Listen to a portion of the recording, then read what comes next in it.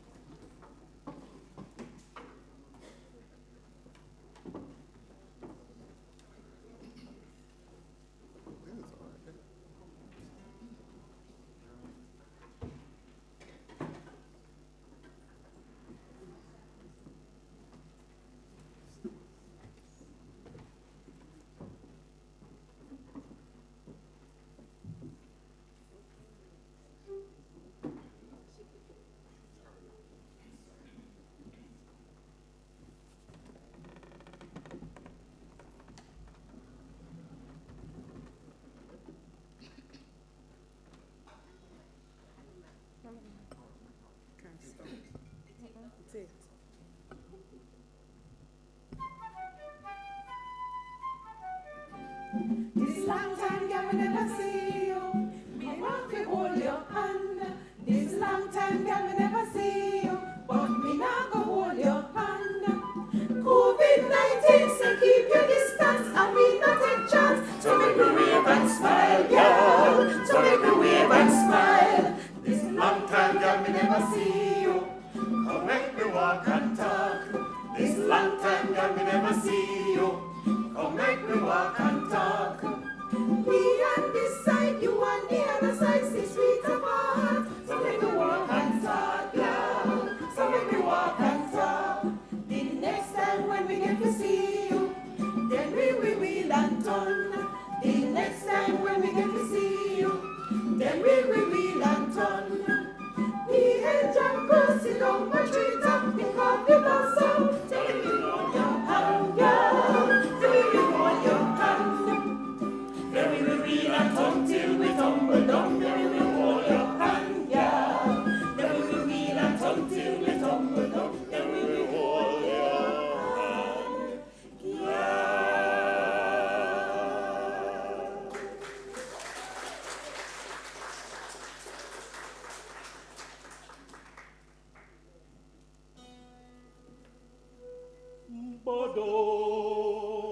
Bodo, Chichi Bodo, some of them a holla, some a ball. Chichi Bodo, some of them a holla, some a ball. Be cheery, some of them a holla, some a ball. Duck, sandpiper, bead up, round up, loggerhead.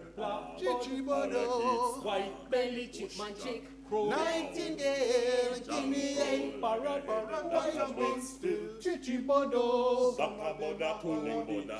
hopping dick. Some of them a holla, some of them a ball, them a holla, them a ball. Chichi Bodo, some of them a holla, some a ball. Chichi Bodo, Some of them a holla, some a ball. Banana bud, some of them a holla, some a ball. Duck, sandpiper, pea dove, ground dove, loggerhead, black. Chichi Bodo, White belly chickman chick.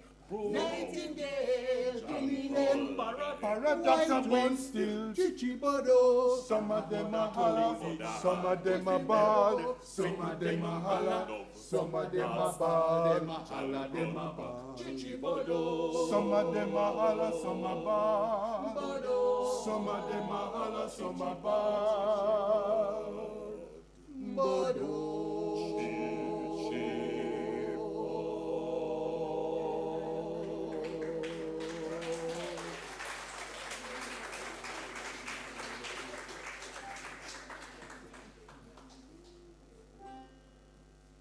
Miss Matty down the riverside, oh wash our clothes with all our might. Oh Matty, where do you sew? them out right pan one alligator snout. Oh, Matty, where do you sow? The alligator blew him nose and dash where all Miss Matty clothes. Matty, oh, where do you sow? A true me tell, no lie me say, the alligator dress and swim go where? Oh, Matty, where do you sow? A true me tell, no lie me say, the alligator dress and swim go where? Matty, oh, where do you sow?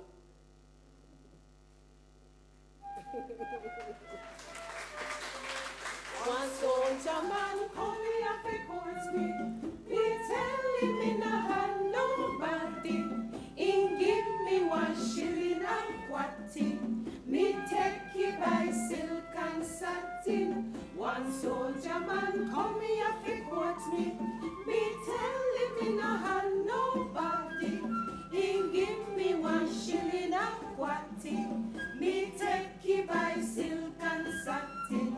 Not Terry Jeremiah, not Terry Jeremiah, not Terry Jeremiah, not Terry Jeremiah, not Terry Jeremiah, not Terry, not Terry of this silk and satin.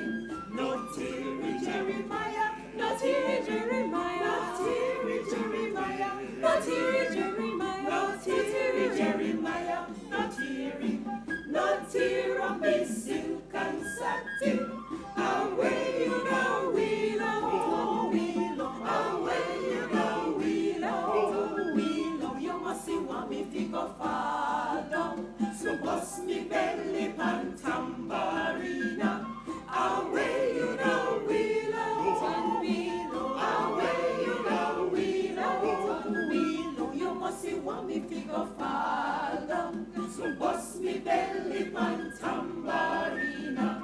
Me washing, me starching, me ironing, me hanging, popping with maca. Wanna concha never peel head junk crow. Take giving in a crevice and corner. Me washing, me starching, me ironing, me hanging, popping with maca. Wanna concha never peel head junk crow. Take giving in a crevice and corner. Not Terry Jeremiah, not Terry Jeremiah, not Terry Jeremiah, not Terry Jeremiah, not Terry Jeremiah, not Terry, not Terry of this silk and satin. Not Terry Jeremiah, not Terry Jeremiah, not Terry Jeremiah, not Terry Jeremiah, not Terry Jeremiah, not Terry, not Terry of this silk and satin.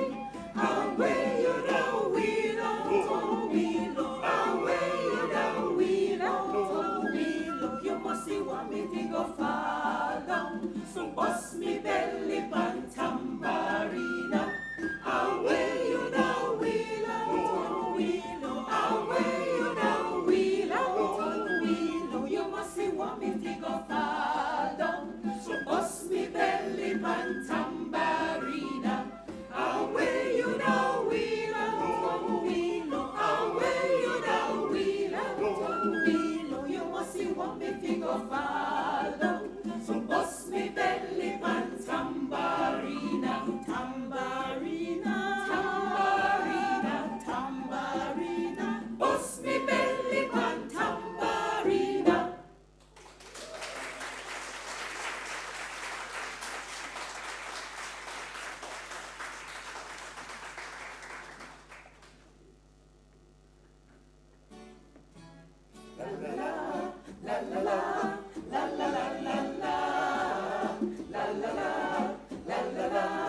La la la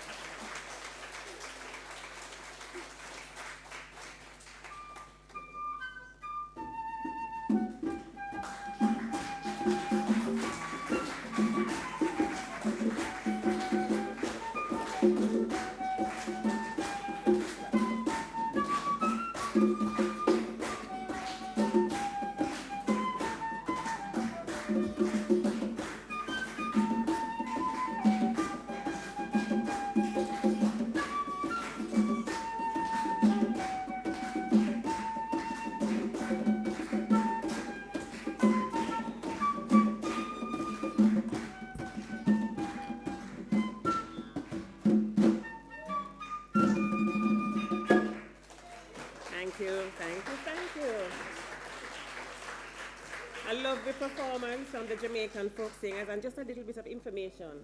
The group was actually established in March 1967, so they're actually 55 years old. They were founded by Dr. Olive Lewin of good fame, and their purpose is preservation of aspects of Jamaicans' folk music culture. So give them another round of applause, and we'll see them again during the program. All right, so can I see a show of hands for persons who are here for the first time? Okay, nice. Okay, I'm going to invite, and regardless of whether you're here for the first time or not, Ronald Young, Professor Ronald Young, CD, to bring the official welcome. And while Professor Young is making his way on stage, I'd just like to tell you a little bit about him. He's associated with the IOJ, the Institute of Jamaica, and the Natural History Museum for quite a lot of years, right, Prof?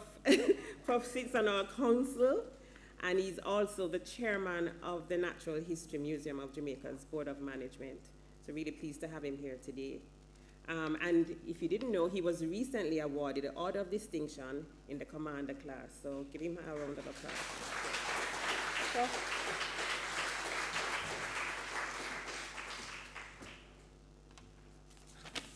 Thank you very much, Tracy, and thank you all very much, too. So my job here is to welcome you all to this wonderful ceremony, the awards ceremony for the project Reimaging Nanny, a wonderful project. And what a wonderful introduction we had from the Jamaica singers. That was simply marvelous. And did you notice that a number of the pieces that were done had reference to birds? So I wondered whether this was being done in honor of Leo, who is our bird man, as a matter of fact. Now, as I said, welcome to you all. And I am going to take license from the fact that when I spoke to Leo and he said, you know, you need to say something, he said, I said, but really, do I need to? And he said, well, when I spoke to you, I thought you understood very much what the project was about. So I've taken license, therefore, to say something more than just welcome. Because, you know, in the mind of the average Jamaican, our sole female national hero is a notably one-dimensional persona. This is impatient of debate. I think we would all agree to that. Apparently, snatched from the pages of maroon history, without the trappings and particularities that give depth and reality to any individual, Nanny is an icon designed to embody the strength, resilience, strategic intelligence, organizational ability that we perceive every day in our women. That too is without debate, that our women display these characters in spades. But this icon falls short in this task, due mainly to a lack of dimensionality. A young Leo Douglas clearly recognized this fuzzy area in the constellation of our national heroes. But characteristically, he didn't just note it and pass on. It bothered him. And so, as he pursued his major passion, which is the studying of birds in the cockpit country, he seized the opportunity to question the Maroons whom he encountered about this ephemeral heroine in an attempt to flesh out and give substance to the nature of Nanny.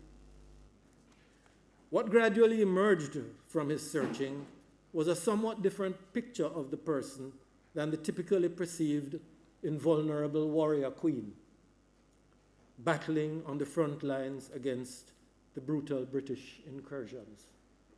Instead, he was getting a picture of a strategic commander who, whilst unflinching in the face of direct combat, understood the importance of knowledge of the surrounding environment, not only in the planning of strategic engagement, but also in maintaining the health and spiritual well-being of her forces. According to the narratives Leo was garnering, Nanny appeared to be more of a naturalist, or perhaps better, a naturist, engaged with deeply spiritual overtones in her environment, mastering the plants around her and their properties as she mastered the vaunted, challenging terrain of the cockpit country, applying ancestral knowledge from West Africa to assimilate the new Jamaican ecosystem that faced her. This latter link was cemented in the mind of Leo Douglas, still young, but now Professor Douglas, when he noted the strong affinities between common local bird names and the names used for similar birds in Ghana. But in addition, he recognized the potential importance of this slight shift in emphasis in the character of Nanny. In a world which cries out for empathy with environmental issues in the face of the threats of climate change, and the increasing separation of humanity from its spiritual roots. How important this change was to add depth and relevance to our understanding of who Nanny was. Thus was born the project to reimagine Nanny, the involvement of the Natural History Museum of Jamaica in identification and characterization of the flora and fauna of the cockpit country, along with the JCDT, the Jamaica Conservation and Development Trust, and the Edna Manley College of Visual Arts, amongst others,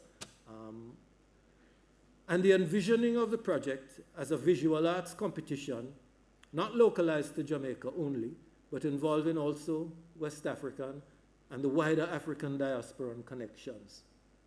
From what I've seen and heard, the project has been extremely successful, and I look forward to seeing and hearing more. I do trust that the findings, the images and recordings that have emerged from the competition will become a firmly entrenched enrichment in the story of Nanny, providing a more relevant and satisfying inspirational model for our people at all levels, from the schools to the boardrooms. We should all thank Professor Douglas for initiating this project and for seeing it through to this point, which I hope represents merely a new beginning, which will grow with time in strength and significance. Thank you, Leo, and welcome again to you all.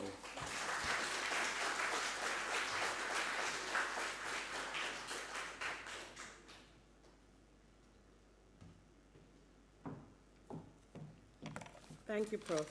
That was much more than a welcome, and I'm sure people now know a little bit more about the project. But to give us a lot more about the project and its whole life of the project and how it started, I can still vividly remember, Leo, when you called to see if natural history would be interested in participating. So we're pleased that this has happened.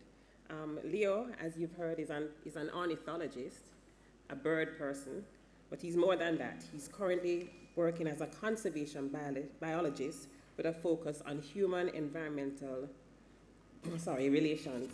So Leo, please join me on stage. Welcome in, people.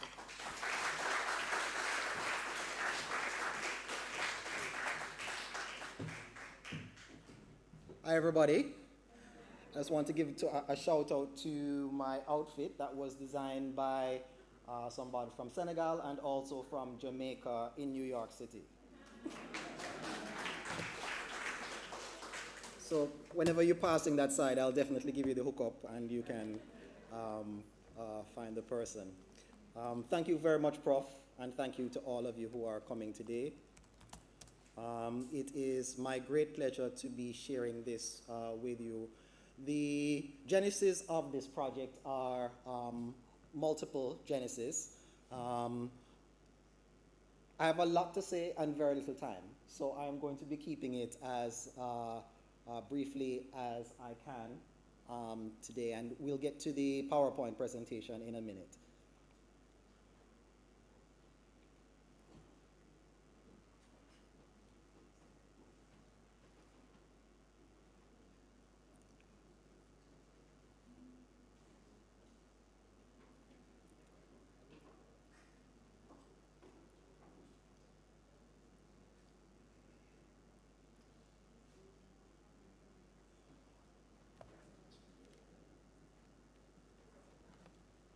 All right, yes, perfect.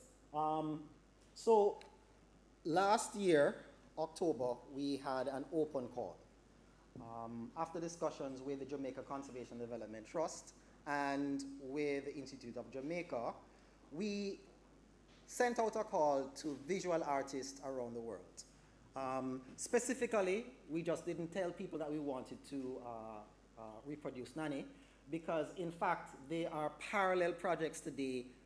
We are in our 60th year that are doing that very process of representing, celebrating, iconifying our national heroes. Specifically, what we wanted to do was to tell untold story about Nanny. I'm very happy that Colonel Sterling is here today. Last year when the call went out, it was approximately 20 years to the day when I had first met Colonel Sterling. At the time, I'd been awarded, just awarded the Millennium Scholarship of the Government of Jamaica, and Colonel Sterling attended representing Nanny. And I subsequently, in just a few months, started to work in the territory of Colonel, because I started to work on the Ridge to Reef Watershed Management Project.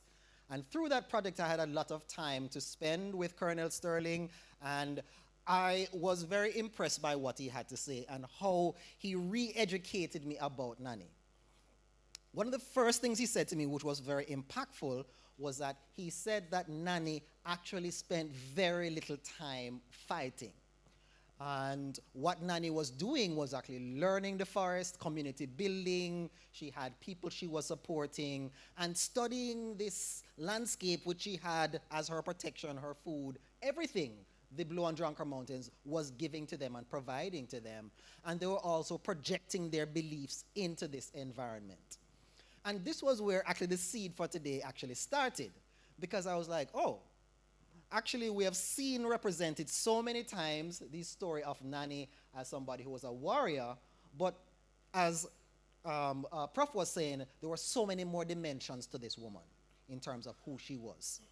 And going to New York, I actually learned a lot more about the process of what our ancestors went through as enslaved people. That in many times actually we see men represented in terms of the transatlantic slave trade, but there were a lot of women. Actually, they wanted women because the women were the ones who were going to have the children, to create this property that was going to expand what we understand in terms of plantation and plantation slavery. And when we hear the history that actually they would actually take the children onto the slave ships because they understood that the mothers would follow the children.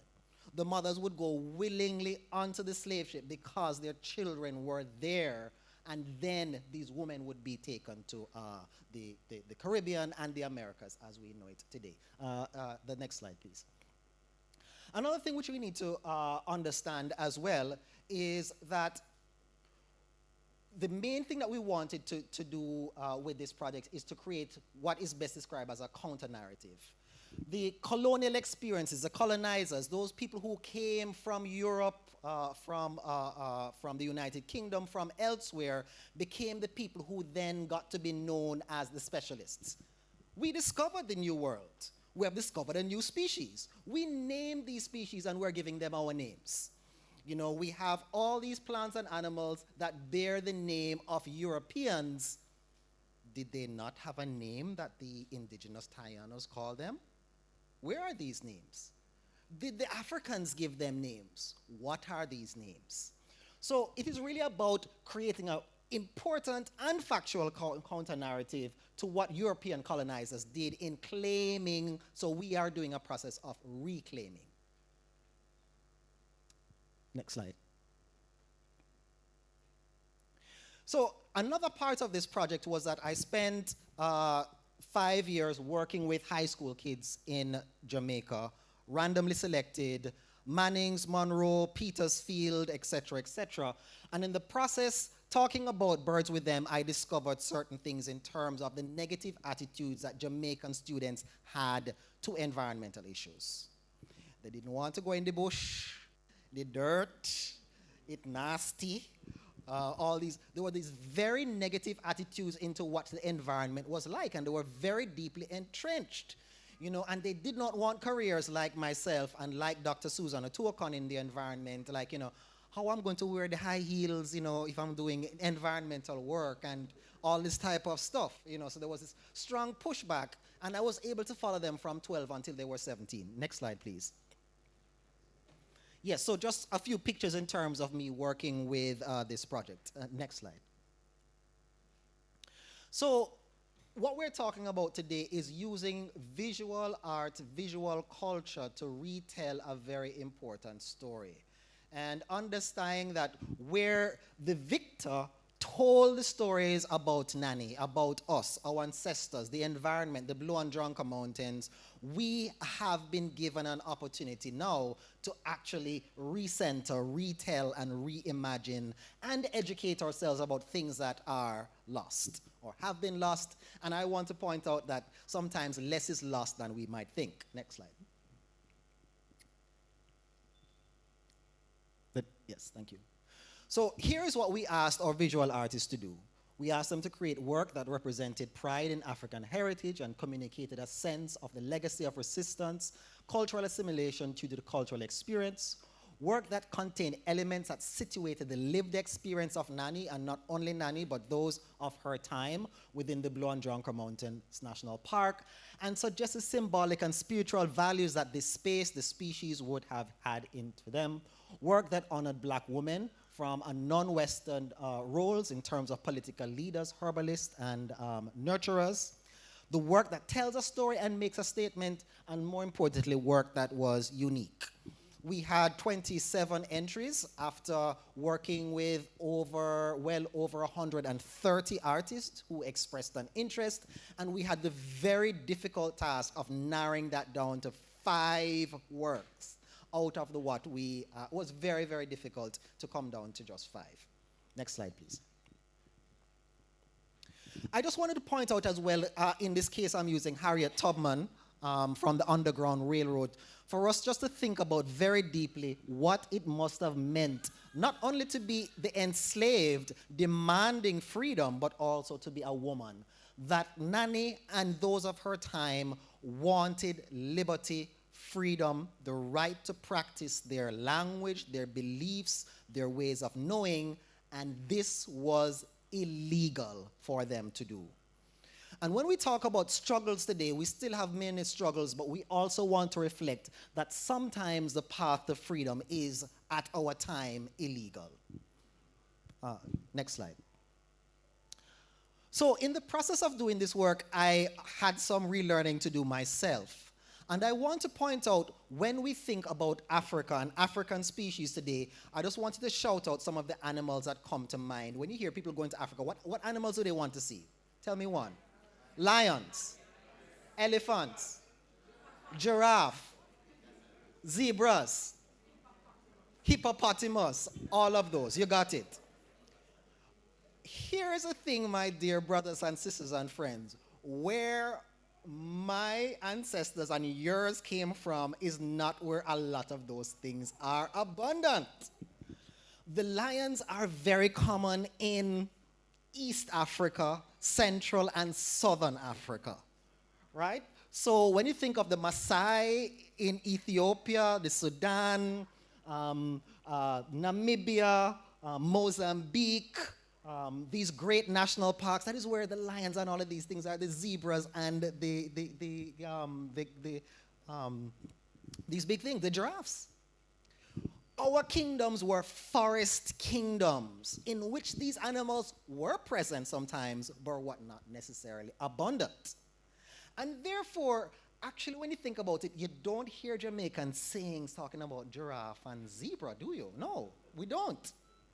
We're talking about the tiger, we're talking about the alligator, we're talking about the anansi, and we're talking about various things, but not those iconic species, because those are not things that we knew. We didn't take that knowledge with us at all. We were from the forest kingdoms, Benin kingdoms, all these kingdoms were forest kingdoms. Next slide, please. So I want to propose that when Nanny came and saw the Blue and Drunker Mountain, she was very at home. This was something which was not necessarily new and intimidating. This was something that they could have actually adapted to quite well. Next slide.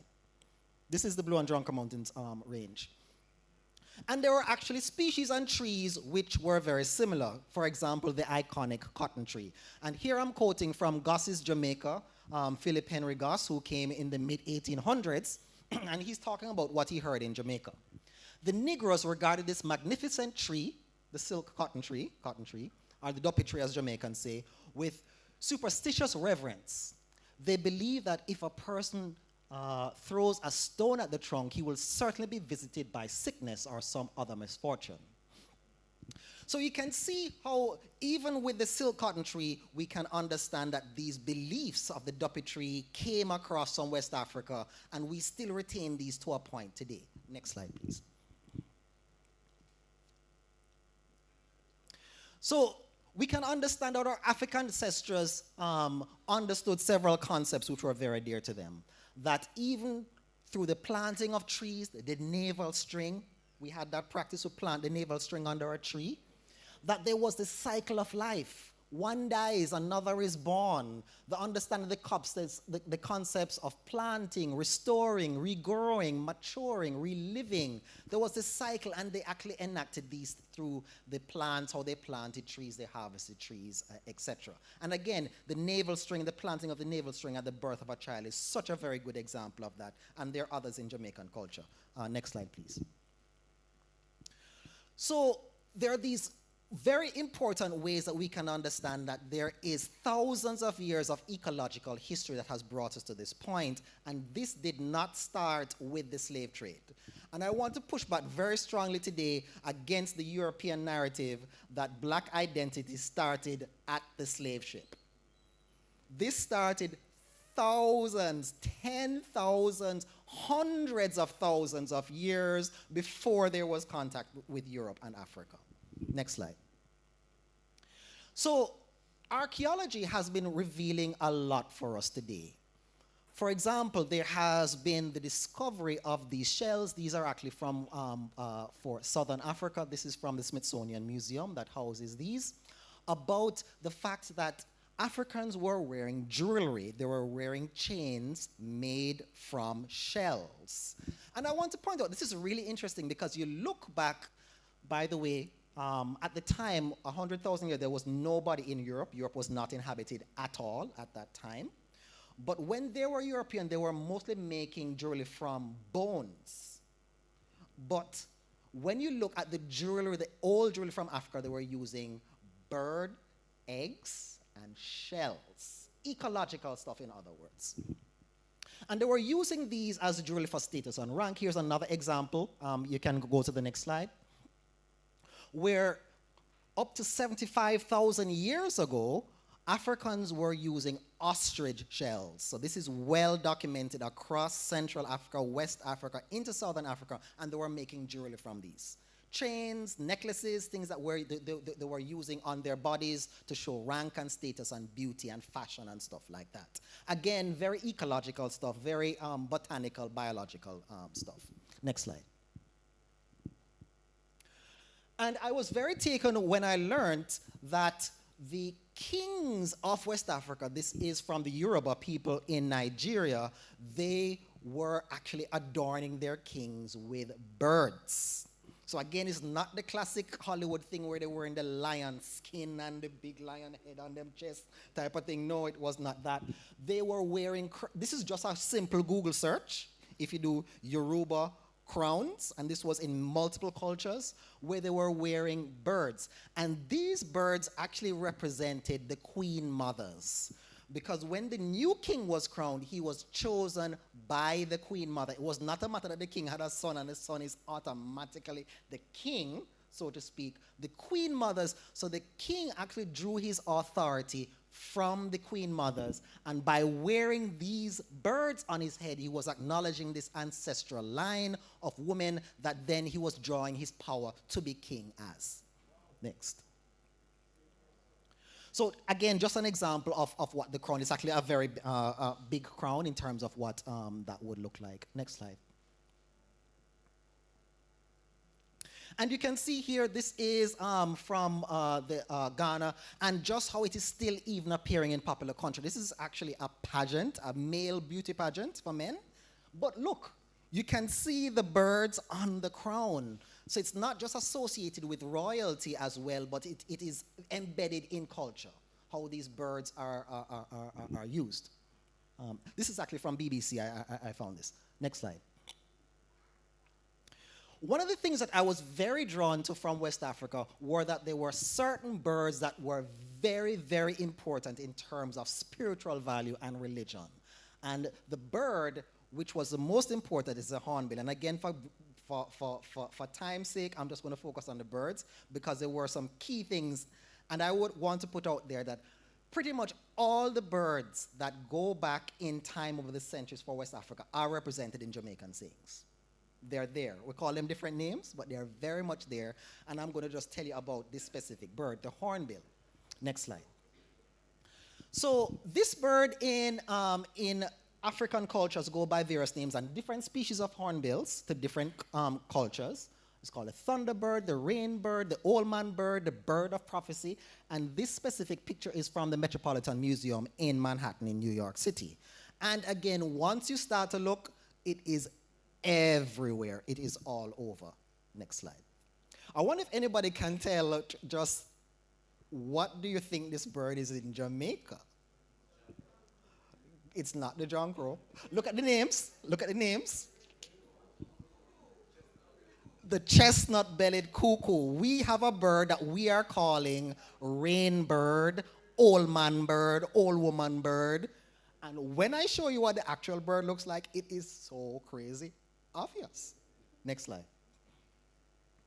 Yeah, so just again, this is just a picture again from BBC from last year, and where the Benin bronzes are being returned because they were looted from in war between the British and the Benin Kingdom in this specific case, and there has been a lot of pressure for them to be returned. And you can see the bird here because, again, the birds are a very big part of the bronzes. I want to point out that scholars have pointed out that the beak is artificially extended because there is another piece of metal that is used to hit it so that it can resonate a sound, so to speak. Next slide.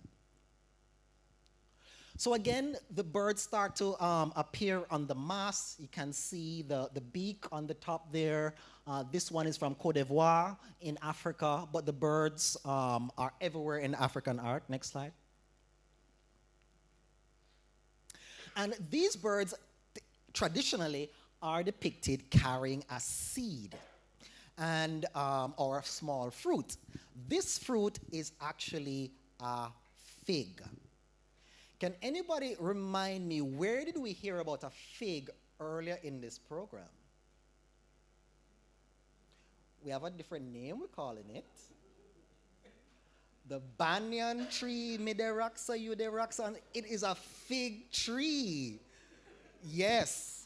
So this very important bird typically is carrying a fruit or a seed, and it is the fig. Because hornbills are dispersers, and again, going back to the ecological roots that those ecologists can relate, it's a seed disperser. It creates the forest, and it disperses the figs. Yes. Next slide. So here we have the Jamaican endemic chestnut-bellied cuckoo, the Jamaican lizard cuckoo, and we have the other pied-billed cuckoos. And it becomes very obvious. Look at those tails and the markings on the tails. The beak is not as long, but it's kind of there, and it's a very kind of stretched out, elongated bird. I mean, is it then any surprise that you have these birds that are called old man bird and rain bird, and then we have the same two names? By the way, I just want to point out that I did under Peter Vogel, the late Peter Vogel, playback of this bird in many habitats, and there was no relationship with the coming of rain and the call of this bird. Because I used to hear that, it's called a rain bird because it is when the bird call it going rain. There must be another reason why it's called a rain bird. And I am suggesting that these are ancestral African retentions. Yes. Next slide. Next slide, please. Yes, so today, just in closing, I just want to point out a lot I could say, but time is very, very short. That we have 5 incredible artists, some of which are here today. And they have really brought to the table some of these African retentions, new stories that we want to tell about Nanny and our ancestors. Richard Natu, who just arrived. Good timing, my brother, when he was going to call your name. Represents Nanny in purple, actually in the colors of the mountain witch, the crested quail dove, a bird which is particularly abundant in 2 places, in the Blue Andranka Mountains and in the Cockpit Country in Maroon Territory. We have Segun, who is Yoruba in Nigeria, who is crowning Nanny with birds on her heads, a hearken to the Yoruba kings going back centuries in how they would be crowned with birds. We have Ibeya, which is actually crowning Queen Nanny with a conch, drawing attention to the fact that, again, contrary to how we were educated, Maroons, the indigenous people of Jamaica, the Taino, they met. They had children. We know this as a fact now because there's DNA showing clearly that Maroons carry Taino genes in present-day populations of Maroons in Jamaica. And Tao, who also speaks very deeply to the power and how we need to understand in terms of the everyday labor that Jamaican women do, that Afro-Caribbean women do, and how they remain leaders in Jamaican society. Next slide. Mike, in closing, just want to point out that today we're only going to be seeing the trailer of the Nanny documentary. It is still a work in progress. We're actually just out in the field shooting footage 2 days ago, so it's by no means complete. But come International Women's Day, International Women's Heritage Month next year, we're going to be releasing, it's going to be epic. I'm just going to tell you, hold on upon your seat. I'm not sure you're ready. It's going to be amazing. Looking forward to sharing more about it, all of that. Thank you so much. Have a good day.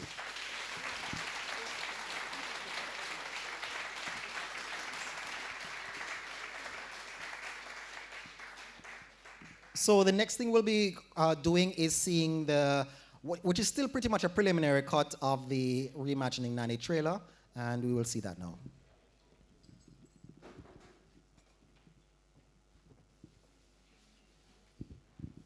The ghost mean to Christian. You understand? Often we think of Nanny as a warrior and leader, but she was so multifaceted. I would love to see a statue of Nanny somewhere. Yeah? That I think is significant and something that we need to pay attention to. Because if we don't, who is going to do it?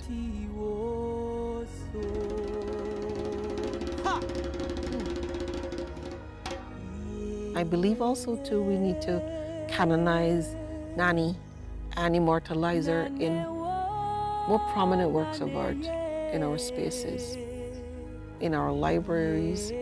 I think we need to lift the bar and the standard of how she's represented, recognizing that Nanny comes with a significant representation in a very Pan-African space.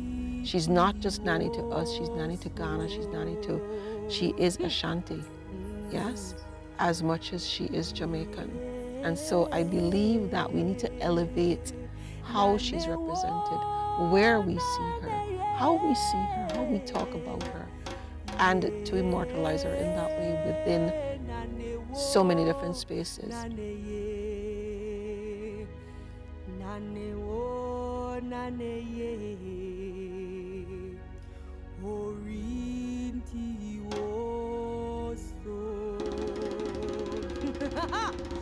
Nanny was so much more than a leader and a warrior.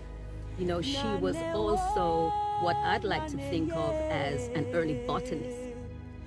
And she was an healer. She was a one who could use anything that the earth has to heal and to deliver our people. Nanny liberated her people not only by breaking the shackles of slavery in terms of their physical placement on the plantations, but through the knowledge that she passed on to them. The African spirituality, the knowledge of plants, the awareness of what it meant to be somebody who could live in harmony with nature, eco-spirituality as we refer it today.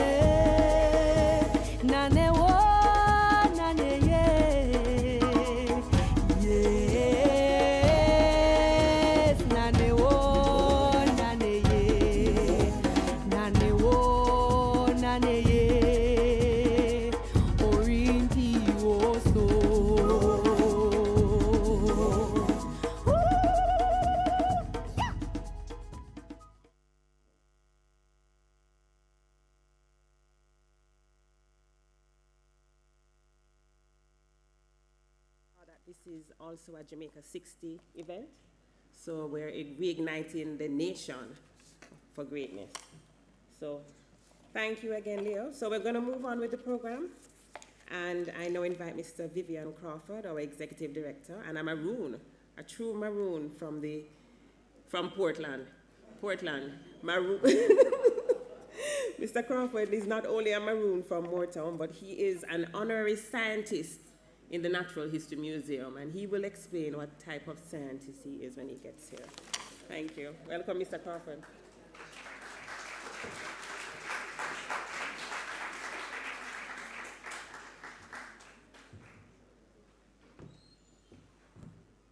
Good afternoon, ladies and gentlemen.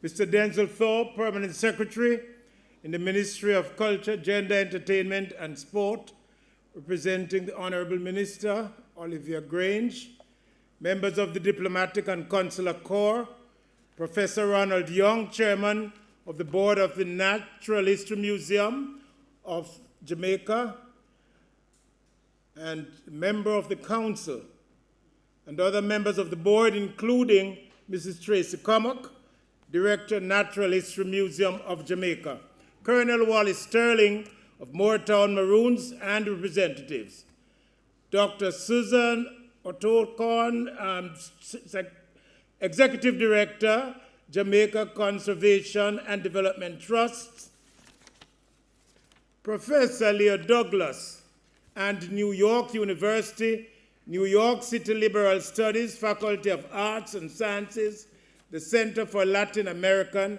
and Caribbean Studies, artists in the competition, performers including Jamaica Ensemble, Jamaican folk singers, Director Mrs. Christine McDonald Nevers, guests including former Senator Barbara Blake Hanna, Professor Marcia Douglas, sister of Professor Leo, visiting from Colorado University, Dr. Susan Brown, first curator, University of the West Indies Museum, Brother Makaroffin from the diaspora in Japan, who with Jamaican Mr. Stephen Josephs, advocate for the Jamaica Burn Unit, they organized the first Nanny Festival in Japan 2019.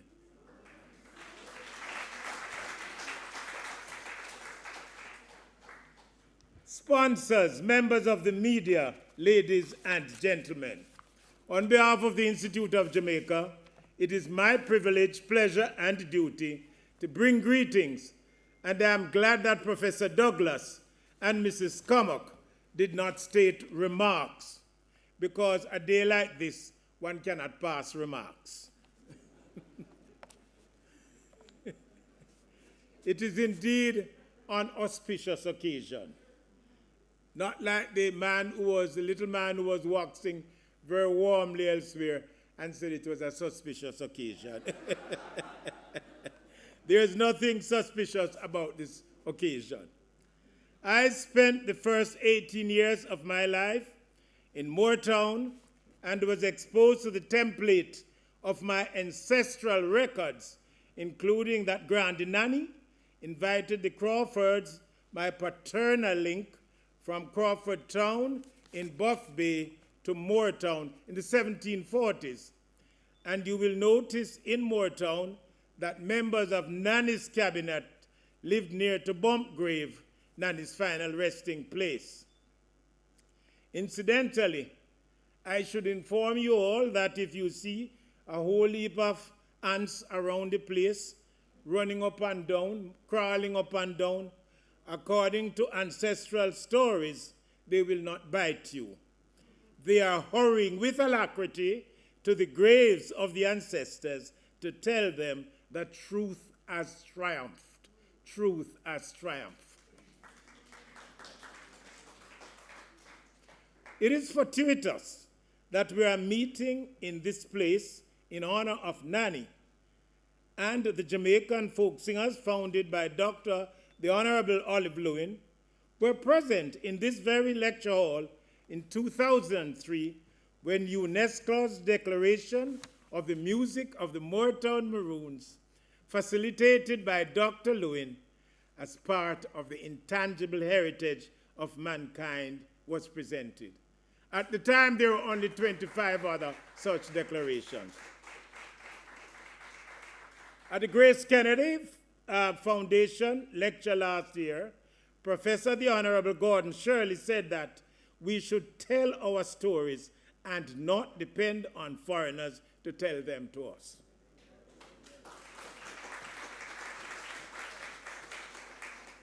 I do not have goat mouth, but I am convinced that the next publication of the history of the Institute of Jamaica, when it is published, there will be a chapter about this event, Reimaging Nanny, and we owe a debt of gratitude to Professor Douglas, now in the diaspora, for making this day possible.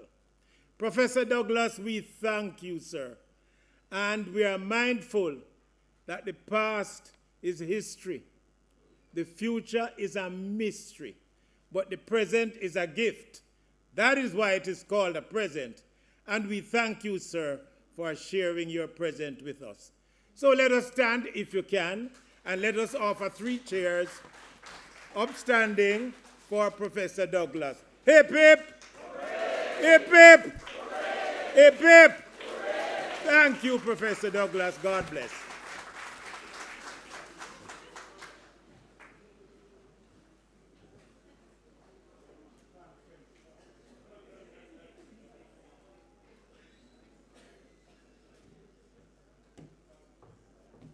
Thank you very much, Mr. Crawford. And at this point, I just want to remind our persons here that we also have, we're streaming live, and so we have an audience joining us virtually. So we want to also welcome them to what's happening today. Okay, so next on the program is Dr. Susan Atuakan. And Dr. Atuakan and I are Swan sisters. I attended one of the distinguished girls' schools in Jamaica. Maybe at the same time. She studied a lot in the area of protected areas management and was extremely instrumental in Jamaica being inscribed its first World Heritage Site. So she needs a round of applause for that. Thank you, Suzanne.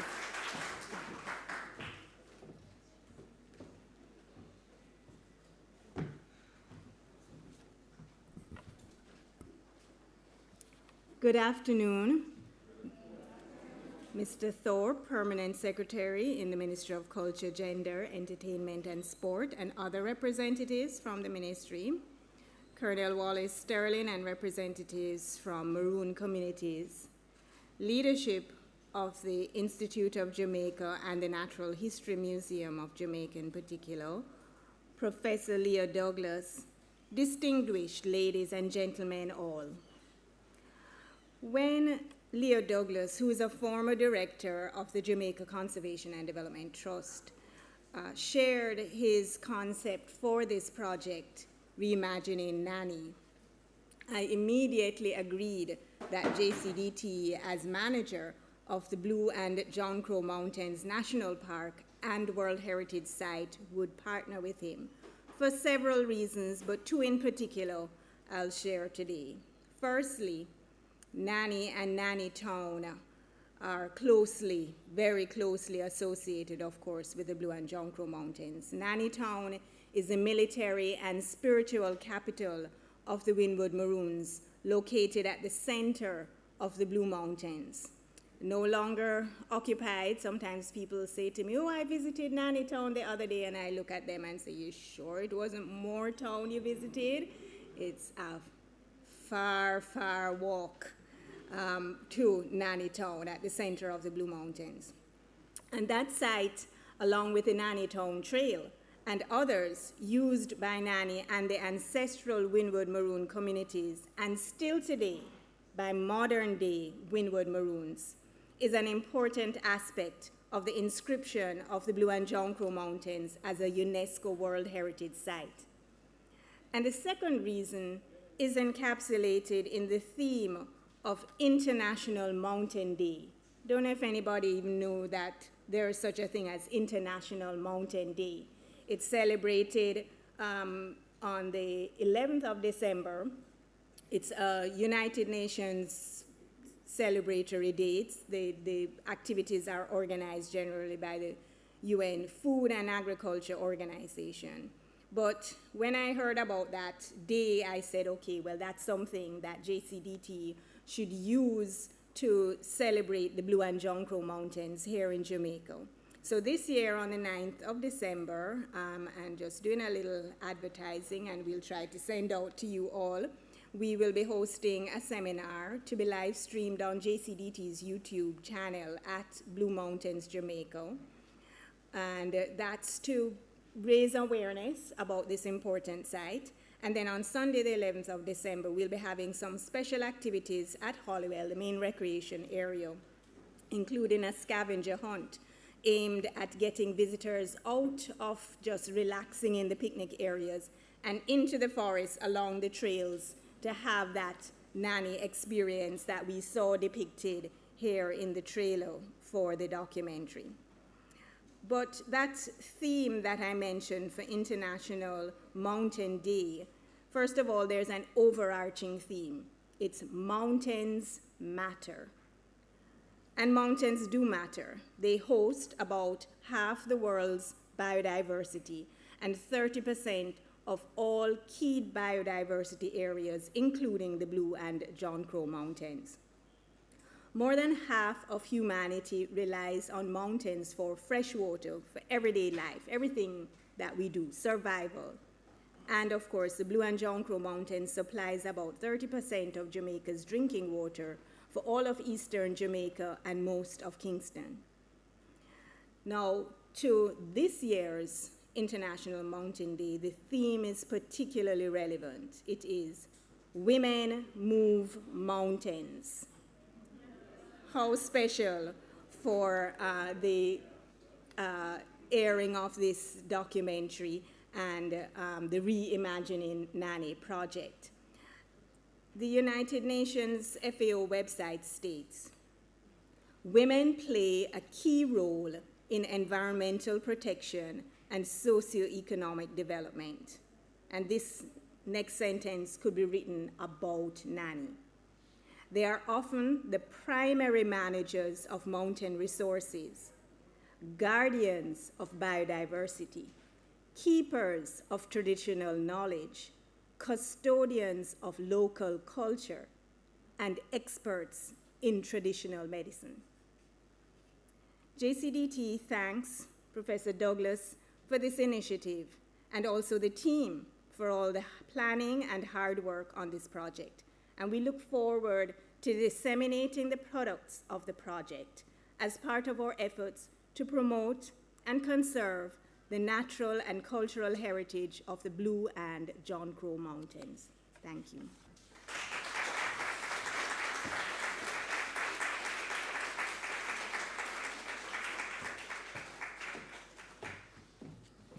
Thank you, Dr. Turkon.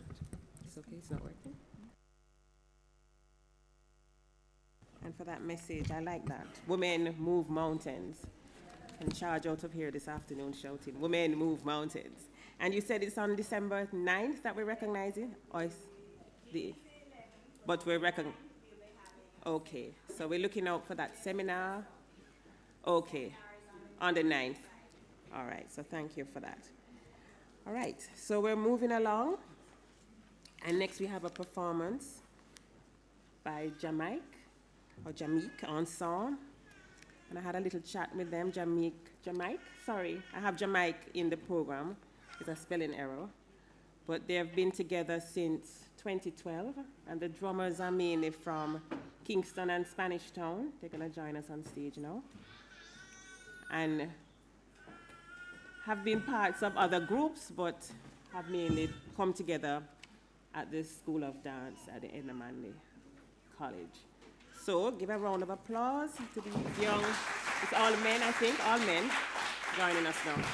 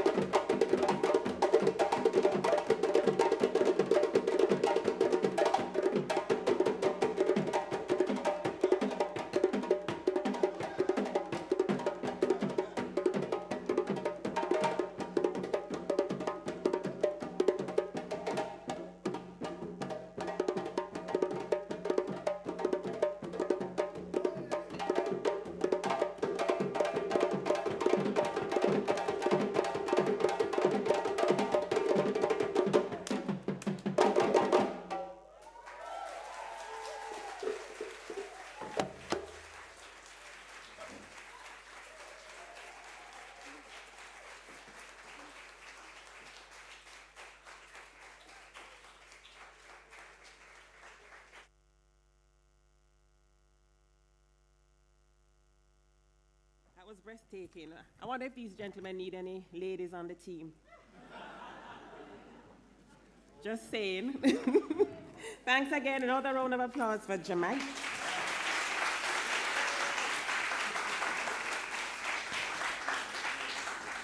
All right, so the permanent secretary is here with us, but we're going to allow you, sir, to just catch your breath. And we have an impromptu request, and I'm going to invite Senator Barbara Blake Hannah up here to just share some of her secrets with us.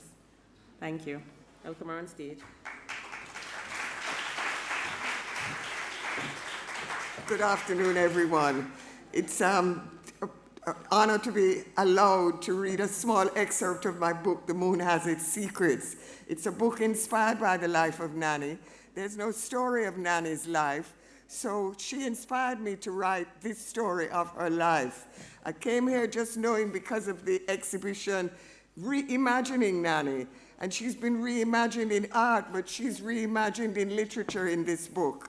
I brought a copy for Professor Douglas, and just because I'm here, I asked if I could read a small excerpt. It tells the story of Kofia, a young African girl who is abducted in Africa, brought to Jamaica, and enslaved. She meets a Mandingo man, and they both escape to the Maroon country, where she gives birth to 3 children, 2 boys, Kojo and Kwako, and a girl named Bella. Bella, this is going to be her first Maroon War. I'm going to read that excerpt, but Bella goes on after this. Her father dies, and she's sent in his place to Portland to lead the Maroons in Portland and given her title, which is Nana. This is the chapter Maroon War. Make me brave, make me strong, make me victorious. Make me brave, make me strong, make me victorious. Bella repeated the mantra over and over. She remembered the words her mother Kofia had taught her, the words that had carried her through her capture, her sea journey, her enslavement, and her eventual freedom, and which her mother had promised would carry her safely through the battle to come. Bella had helped her mother pack up their belongings the day before, emptying the small thatched house of all movable, valuable possessions wrapped up in the hammocks, large strips of canvas, clothing, and bags. From early morning, the older women and children had set out, carrying the village on their heads, a long line of people climbing up higher and higher into the hills of the Blue Mountains, moving silent and invisible in the dense forest along paths that had been laid out as escape routes long ago when the village was first settled. There they had already built some similar little houses for an emergency like this. Kofia said goodbye to her daughter, joining the older women. She would be needed to tend for the wounded who would be brought to the new hillside abode. Your first battle, my daughter, Kofia held Bella's shoulders tight. Fight well, defend our freedom, take blood. Bella looked deep into her mother's eyes. At last I get to fight a battle. My father and you have taught me well. I will defend our freedom to death. Bella watched her mother turn and join the climbers, following the sight of her back until it disappeared. Then it was time for her to join the warriors she was leading, a team of men and women armed with sharp machetes. Make me brave, make me strong, make me victorious. Make me brave, make me strong, make me victorious. Bella repeated the mantra. She heard the first abeng sound the message that the enemy had been sighted, advancing on the edge of the nearest estate. It had begun. Now she would know what a real battle was like. Now she was no longer just a woman, but a warrior woman. The battle had been divided into 4 main stages. The invading army would soon meet the first stage of battle, the pits with sharp bamboo sticks that had been dug and hidden in the main path that led so innocently towards the village. The first stage captured and injured many of the first wave of soldiers, reducing their numbers and putting fear into the hearts of the slaves that accompanied them.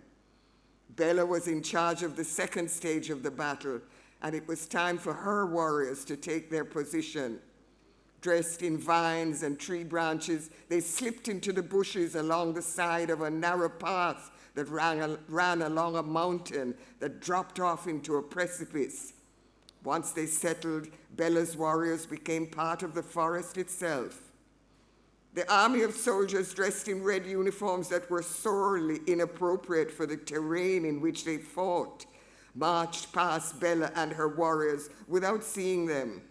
Bella counted more than 120 armed men who she let pass without harm.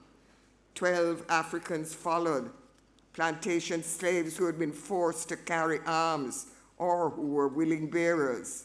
4 other slaves followed them, carrying the army's food and arms. Make me brave, make me strong, make me victorious. Make me brave, make me strong, make me victorious. Bella took the first blood. A tree branch became a hand carrying a sharp knife that severed a head from a body. Another strong branch threw both over the precipice. Bella's warriors were glad to follow her example. The earth of the man-made forest became wet with blood. Seeing Bella's arms at momentary rest from relentless slaughter, one slave turned pitiful eyes to the eyes in the tree and begged for mercy. "Join us or die," Bella whispered between clenched teeth. "Allah be praised," was his only sound. "Take him prisoner, let him live to tell the tale." One by one, the slaves disappeared from the colonial army line, the sound of bodies falling into the jungle, hidden by the dense mass of branches they fell into. Excerpt from The Moon Has Its Secrets. Thank you.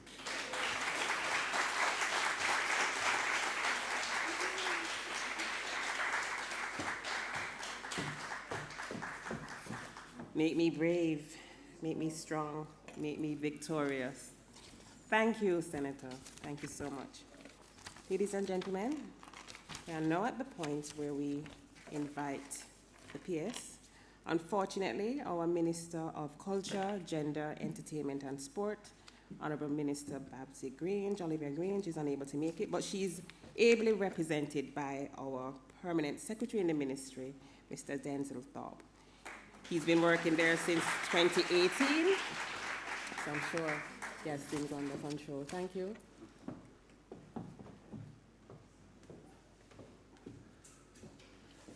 Thank you very much, Mrs. Comock. Good afternoon, everyone. I know the protocols would have already been established in my absence, and I'm weary of calling too many names from what I'm seeing here, because I don't know if everybody who is listed here is present. And I remember once I did a vote of thanks at a meeting. Again, because of work, I reached late. And when I was given the vote of thanks, I spoke in glowing terms about the guest speaker. And I saw somebody at the back waving. And I said, "See him there." And the man said, "No, sir, I was telling you that the guest speaker didn't come." So I'm not taking any risks today. So I'm just going to say, with all of the protocols having previously been established, please permit me to accept them as my own and say good evening, good afternoon to all you beautiful women and ladies and girls and boys and men. Did I cover everybody? And anybody that is missing, I think I would have covered them as well. All right, but my apologies, though. In all seriousness, today we had the church service for the International Day for the Elimination of Violence Against Women. IDEVAR, we call it for short, and that falls squarely under the Ministry of Culture, Gender, Entertainment and Sport, which I represent. And I must tell you that we had it at Reverend Al Miller's church, Pentab, and he was in his Aki. No, seriously. And he was, the topic, as you recognize, the International Day of Elimination for Violence Against Women. He was mashing some corns, and I couldn't leave bless anybody think that some of the things he was saying were reaching me. So that is why I just made it in. And I want to thank Ms. Anna for using the opportunity to give me a chance to actually take a quick look at the speech before I give it. All right, so as you have heard before, Minister is unavoidably absent. You all know how hard-working Minister is, and she has another engagement which she couldn't make it. She didn't make it to the church service either. Minister Terry Long represented her there, and now he has something else, so I am here. All right, so let me deliver Minister's address.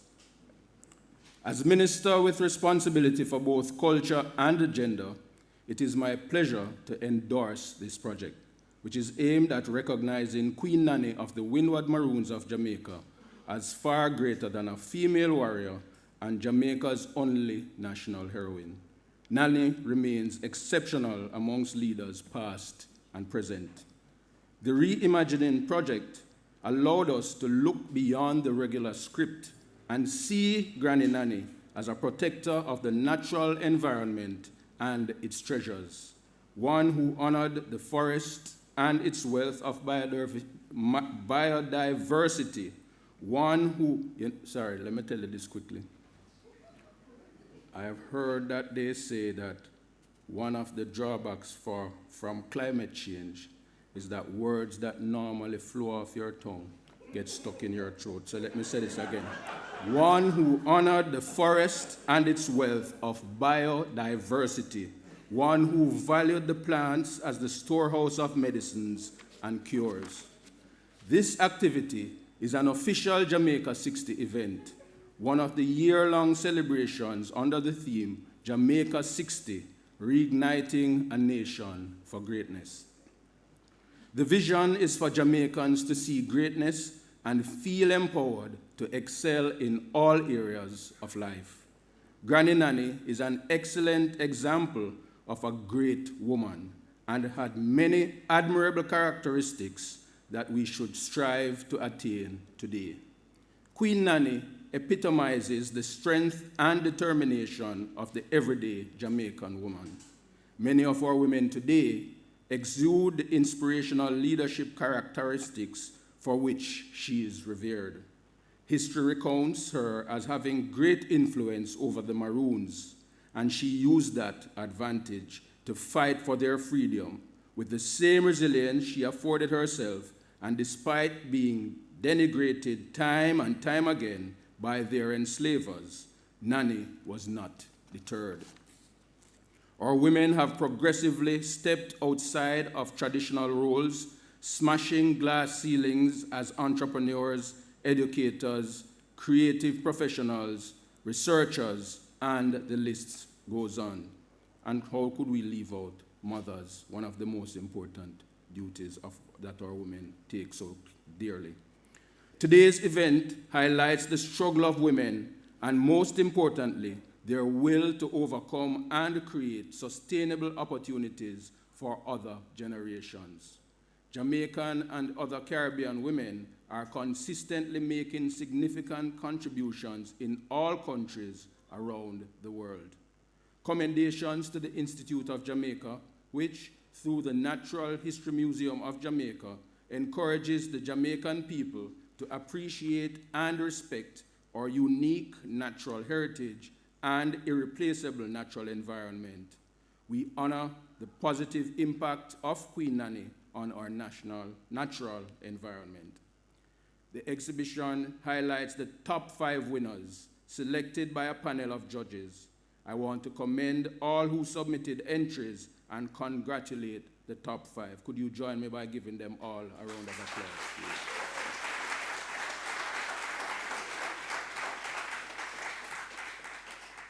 We have 3 of the top 5 here with us today, and I invite them now to be recognized. They are, want to get my script? Because it says applause and unapplauded. Excellent. First is Lisa Calendar.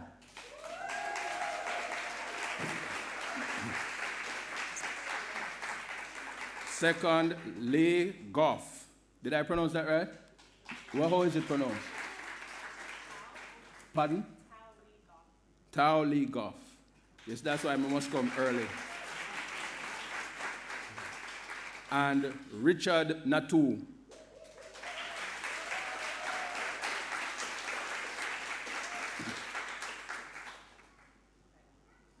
Could you please join me on stage?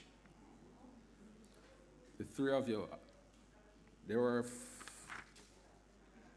five, the top five, but only three are here, so I'm assuming that one of you is actually the winner then.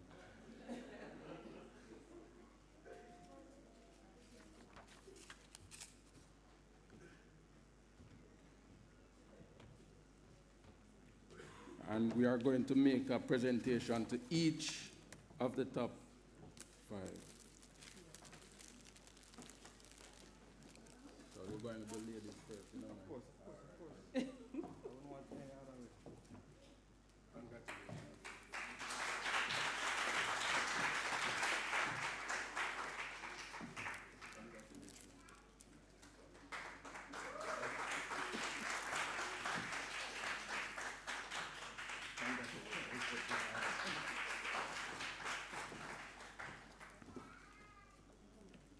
They can come back down now.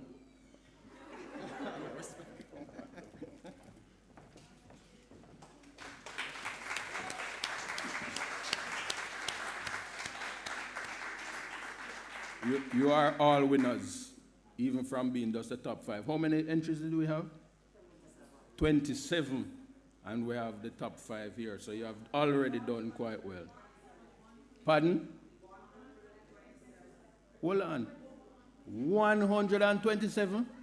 No, man, put your hands together for them again.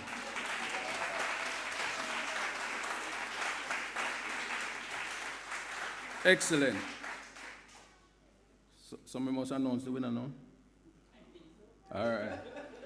And the winner is, come here, which one you tell me again? Do the drum roll while she come remind me Zoo again. All right, let's make sure. And the winner is Mr. Richard Natu.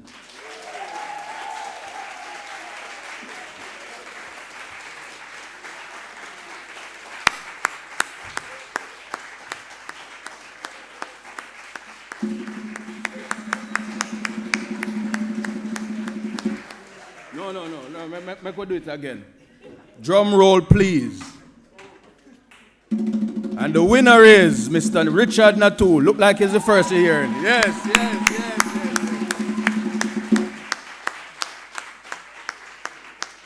Thank you.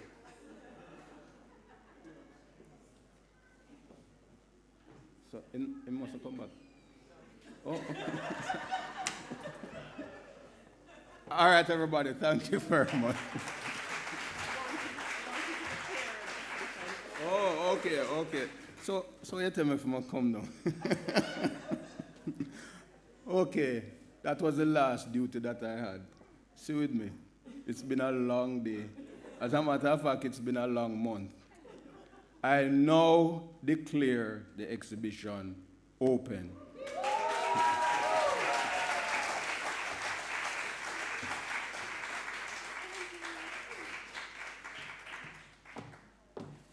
Thank you, PS. You carried out your duties well. Thank you so much. All right, we have another performance, and then after that performance, I'm going to ask Leo to join me on stage. So we welcome back the Jamaican folk singers. Give them a round of applause.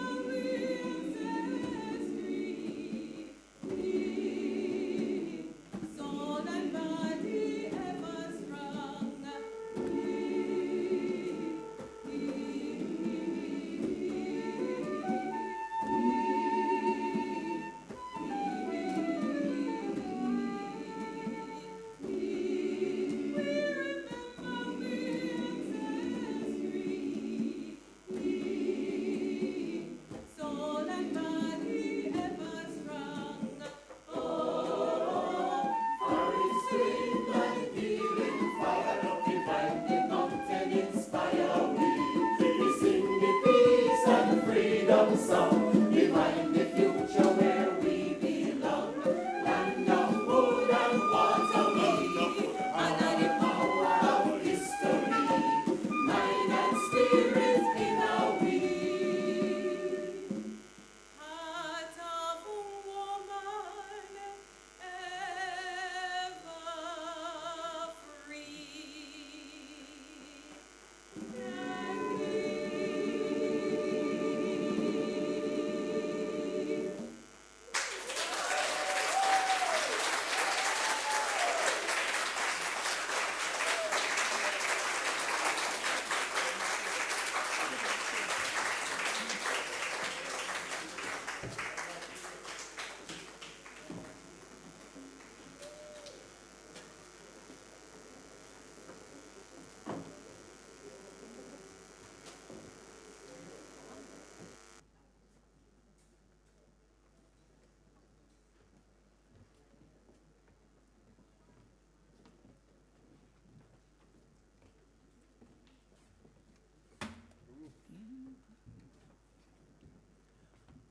I would just like to thank Mr. Shaw and the folk singers.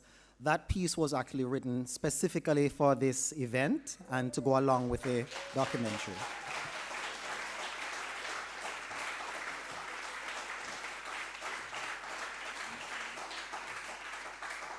I would also like to point out that the tune you heard as the soundtrack and vocal for the documentary was also a new creation, specifically written for this event and to go along with the exhibition. Is Navrona here? Navrona, could you stand? Thank you very much, Navrona. That was the voice of Navrona as the background. All right. So Leo, I've forgotten my glasses, and this is really your vote of thanks. So Leo has bright owl eyes, right? Yes.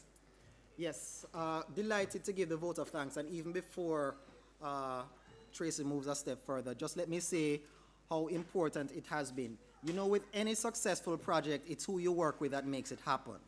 It's really about the people. And I must say that I was working along with the most amazing women and the most amazing friends. Don't make me cry now, Tracy. Tracy Commock and Susanna Tuakon are people who I know from the University of the West Indies, and we share a passion in biodiversity. And it is such a pleasure to see us still in the field and still having those core beliefs and values about Jamaica land we love and what is a part of this country, some parts that are less spoken and described. I would like to applaud the selection panel on the very difficult job that they did. Sir Vivian Crawford, thank you so much. Key member of the selection panel and so many aspects. And I must echo what he said because he told me this from our very first meeting, advice that he got, and he gave it to me as well, that we should tell our own stories. That will live with me, Sir Vivian. The other members of the selection panel, Patrina Dakers, Head of Art History, Edna Manley, Doris Gross, who has many hats, including BirdLife Jamaica, and the Kingston Creative, Beatha, who is in South Africa and head of the Maldozi Art Africa Institute, and myself, who was also part of the selection panel. I would also like to thank, a year ago, last October, we gathered some powerful individuals to educate those who are going to take on this task. Dr. Thera Edwards, lecturer and map curator, Geography and Geology, University of West Indies.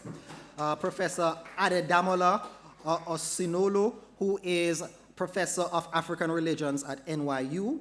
Beatha, again, Maldozi Art in Africa, and Sir Vivian Crawford, all imparted their wisdom to help those who would be submitting pieces to think about what they're going to be submitting to the panel of judges. All the members of the Natural History Museum and the Institute who made this possible, including Tracy, Elizabeth Morris, Keron, Tendi, you know yourself, there are so many others. Thank you for your support. To the support of the Jamaica Conservation and Development Trust, headed by Executive Director Susan Otuokon. Miriam Smith, Dean of the School of Visual Arts, Edna Manley, College of the Performing Arts, who has been an inspiration throughout. Thank you, and I'm happy that, Miriam, you brought Andrew, longtime colleague in natural history, with you today. Michael Holgate, again, with the Edna Manley School of the Visual and Performing Arts, and former co-founder of ASHE, for his contribution to many aspects of the music that we heard this evening. Nevrona, again, thank you for your amazing voice and for the soundtrack. Christine MacDonald Nevers, musical director of the Jamaican Folk Singers. Stephen Shaw Nar, composer. Also, thank you again for working with the folk singers. Orlando, who has been our dedicated photographer while we were in the field shooting the documentary. Thank you. Is Udemba here, our filmmaker? Udemba, stand up for us, please, and be recognized.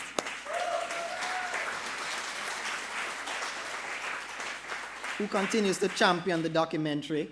To my dear sister, Marcia, Professor Marcia Douglas. Please stand, Marcia. Who plays the role of Nanny in the documentary and also is interviewed. Marcia is a professor of creative writing and English, University of Colorado in Boulder, and she has written extensively about Jamaican culture in so many ways. Thank you to Mama G, who is watching online from Geneva. Gloria Sims, spiritual leader of the Charlestown Maroons. The other Marcia Douglas, Kimmy, who is the current, and I'm very happy, woman Colonel-in-Chief of the Charlestown Maroons, who is also joining us. And also, again, thank you, Colonel Sterling, for your inspiration and for helping me to get better when I was sick in Moortown as well. Colonel, I have so many stories to tell about Colonel. Thank you all so much. Thank you for coming, everybody. And I'm hoping that you're going to enjoy the art pieces. And everybody here. Yes. Also, thank you as well this evening for the Covenant team, who is behind the scenes manning the audiovisuals for us. Mr. Goff Clark, again. I see him, Jeff, vanishing into the back. Thank you so much, Jeff. Professor Young, Professor Young has been an inspiration since I was at UWI, again with Susanna Tuakan, and has shepherded so many of us as students to the point where we are at today. Thank you for Jameek and their director, Kemoy, for performing. The Honorable Minister, who could not attend today. Again, we're delighted that we have a woman minister presiding at this time. Thank you, everybody, again for coming, and we look forward to the viewing of the exhibition. I believe we're going to have some presentations at this time. So while we're getting the presentations, the first gift that I'm going to be presenting today is to Colonel Sterling. Very brief story because we want to get out. While I was the manager, one of the project managers for the Ridge to Reef Watershed Management Project, Colonel and I, along with the then Chief of Party, Mark Nolan, went on a hike, and we ended up spending the night that was not the intention, up in the Blue Mountains, and it was raining whole night, and we had not planned to spend outside. Colonel constructed very quickly a tent for us out of plants and other palms and stuff like that. Colonel, today, I am celebrating this memory. I got a very specific bag. The color, you might not be able to tell from there, is forest green. It is made from a sustainable company called Fjallraven, and this bag is made from 12 bottles that have been collected from the Atlantic. And again, I'm centering the Atlantic as the space between Africa and the Caribbean. They actually go and collect the drifting water bottles, spin it into thread, and make it into bags as a sustainable, completely recyclable bag. And sir, the next time we go hiking, I hope you'll carry this bag with you. Could you just come, please, for us? Thank you.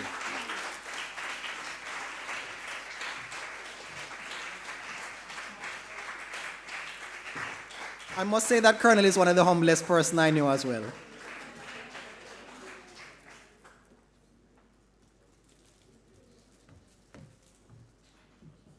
Yeah. And I'll continue to support you. Come to me. Huh?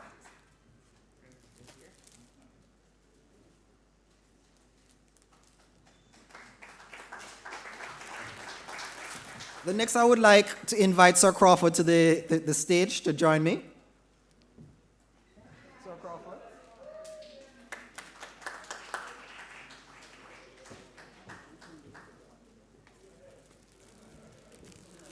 And again, I want to echo the advice of Vivian Crawford that all of us become more invested in telling our own stories. At every level, people will chat about us and tell our story. If we don't, as my PhD advisor say, take charge of the narrative.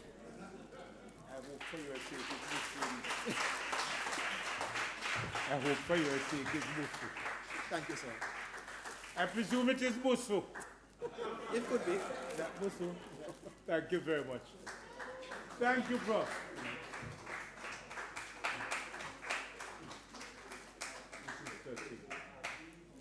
I'm really fluttered and flattered.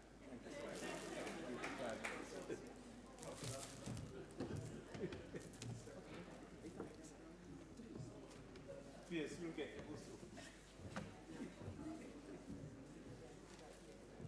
And the final gift goes to the Permanent Secretary for the Honorable Minister Oliver Grange, OJCD MP. I did do my research, sir. I spoke with the Honorable Minister's very close colleague and co-worker, David Brown, and he specifically told me what to get, so I am confident that the Minister will appreciate it and enjoy it. Yes.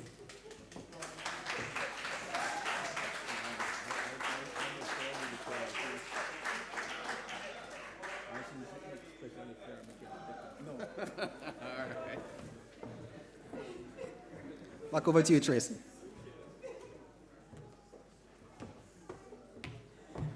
Thank you so much, Leo. So you have all been a wonderful audience. Thank you so much for being with us today. We're not going to keep it any longer. The exhibition has been declared open by our permanent secretary. The pieces are outside in the foyer, and we have some refreshment. Please enjoy the rest of the day. Follow the Institute of Jamaica. We're on social media. We're on Facebook. Mr. Crawford has other terms for these social media. What's it, sir? Footbook. But Facebook, Twitter, and Instagram. And the Natural History Museum is also on social media. I love NHMJ. So thanks again for coming. Don't let it be your last time you support the Institute. Have a wonderful day.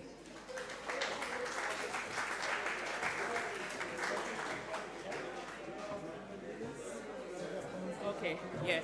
Can we have the three artists who are here to just join us on stage? Lisa, Richard, Lay, can you just join us on stage for a quick photo op? I don't know if you're hearing me. The three, can you join us on stage for a photo op? And Mr. Crawford. Well, you want everybody with them then? You want them? Huh? Okay.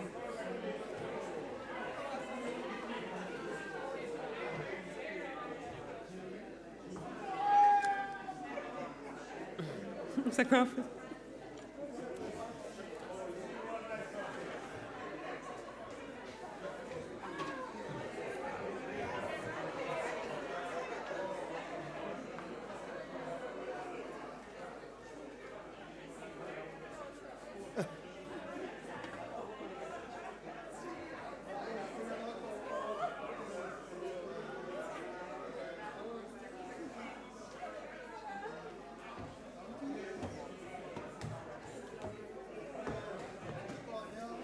You want me to remind them? Artis, Mr. Natu, Lisa, can you join us on stage, please? No, it's out there, the piece. Oh.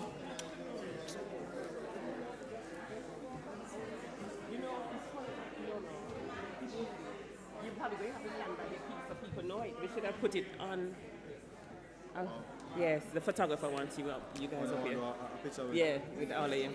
Oh, so let's do a picture here, sir? Yeah. Mr. Belto. I think he's trying to get somebody else up here. Maybe leave that list, man. Yeah? Yeah. All right.